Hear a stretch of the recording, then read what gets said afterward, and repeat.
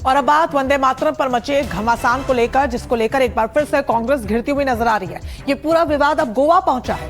खड़गे की सभा में वंदे मातरम गाया गया। कार्यक्रम से पहले 2 अंतरे ही गाए गए। बीजेपी ने फिर से कांग्रेस को इसको लेकर अब निशाना साधा है और वंदे मातरम के अपमान का गंभीर आरोप लगाया है। इससे पहले 15 अगस्त के दिन भी जो तस्वीरें सामने आई, सोनिया गांधी पर वंदे मातरम को बीच में रुकवाने के गंभीर आरोप लगाए गए। और इन सब के बीच गोवा में मल्लिकार्जुन खड़गे के कार्यक्रम की ये तस्वीरें आपको दिखा रहे हैं। वंदे मातरम पर कांग्रेस को एक बार फिर से बीजेपी ने घेरा है।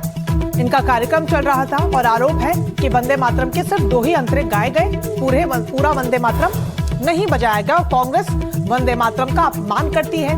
ये गंभीर आरोप कांग्रेस पर लगाए जा रहे हैं और ये पूरा विवाद अब कांग्रेस के लिए खत्म होता हुआ नजर नहीं आ रहा है, जिसकी गूंज अब गोवा में भी देखने को मिली। ये तस्वीरें आपको दिखा रहे हैं मल्लिकार्जुन खड़गे का ये कार्यक्रम वहां पर, जहां पर देखिए वंदे मातरम बजाया गया और जो जानकारी सामने आ रही है कि सिर्फ 2 अंतरे ही बजाए गए, उसके बाद इसे बंद कर दिया गया। इसको लेकर अब कांग्रेस एक बार फिर से घिरती हुई नजर आ रही है। बीजेपी ने कांग्रेस पर फिर से निशाना साधा है और कहा है कि कैसे वंदे मातरम का कांग्रेस अपमान करती है।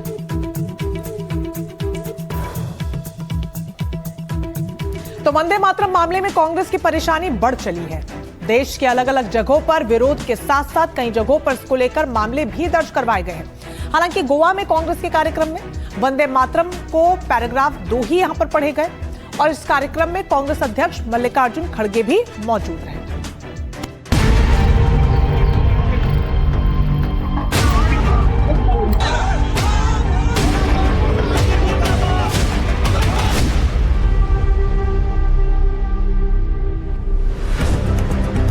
कांग्रेस के कार्यक्रम की 2 तस्वीरें। एक तस्वीर 15 अगस्त के कांग्रेस के मुख्यालय की है तो दूसरी तस्वीर गोवा में कांग्रेस के कार्यक्रम की है। 15 अगस्त को जब पूरा देश वंदे मातरम के तराने गा रहा था, ठीक उसी वक्त कांग्रेस दफ्तर से कुछ ऐसी तस्वीरें सामने आई जिसने वंदे मातरम पर सियासत को गर्म कर दिया। बीजेपी हमलावर दिखी और कांग्रेस नरम। आरोप लगा कि सोनिया गांधी, राहुल गांधी समेत तमाम नेताओं ने पूरे वंदे मातरम के गान को बीच में रोकने की कोशिश की। इनकी निर्लज्जता देखिए। कांग्रेस पार्टी के मुख्यालय पर वंदे मातरम का गान हो रहा था। चालू गान में कांग्रेस की नेत्री सोनिया जी ने कांग्रेस अध्यक्ष को गान रोकने का कहा। हम सब टीवी पर देखते रहे। आरोपों से घिरी कांग्रेस ने दावा किया कि सोनिया गांधी के इशारे कुर्सी के लिए थे, लेकिन बीजेपी सवाल पूछ रही है कि असल वजह क्या है, कुर्सी या फिर पूरा राष्ट्रगान। बीजेपी ने आरोप लगाया कि कार्यक्रम के दौरान पूरा वंदे मातरम गाया जा रहा था, लेकिन शुरुआती पंक्तियों के बाद ही सोनिया गांधी इसे लेकर असहज होने लगी। उन्होंने राष्ट्रगीत बीच में ही रोकने का इशारा किया। इमरान मसूद सांसद है और उनके पास, उनको ये पता होना चाहिए जब यह विधेयक पारित हो गया है तो वंदे मातरम न बोलना सीधे सीधे राष्ट्रीय प्रतीकों के अपमान की श्रेणी में है। और ये वही सांसद है ना जो 2014 में बोले थे कि मोदी जी की बोटी बोटी काट डालूंगा। और वैसे इमरान मसूद को भी मैं कह देना चाहूंगा कि बादशाहों को सिजदा करते थे और कहते हैं देश को सिजदा नहीं करेंगे।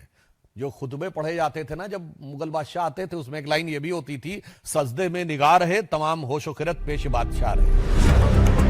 इन्हीं दावों के बीच बीजेपी की तरफ से एक वीडियो भी जारी किया गया जिसमें राहुल गांधी बोलते सुनाई दे रहे हैं। राहुल गांधी क्या कह रहे हैं वो पहले आप खुद सुन लीजिए।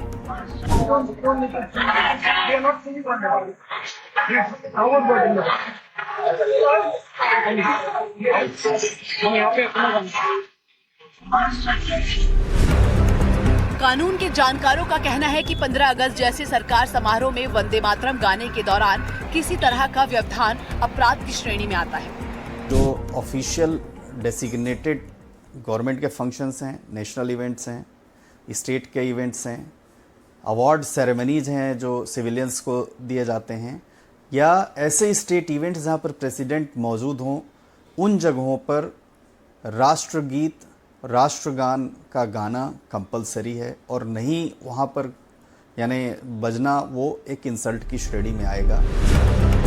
उधर भले ही कांग्रेस इस पूरे विवाद पर सफाई दे रही हो, अपनी बात रख रही हो, दावा कर रही हो कि बिना व्यवधान के पूरा वंदे मातरम गाया गया, लेकिन बीजेपी सोनिया गांधी और राहुल गांधी की वीडियो जारी कर कांग्रेस के दावों को काउंटर कर चुकी है। सवाल है कि आखिर पूरे वंदे मातरम से दिक्कत किसे है?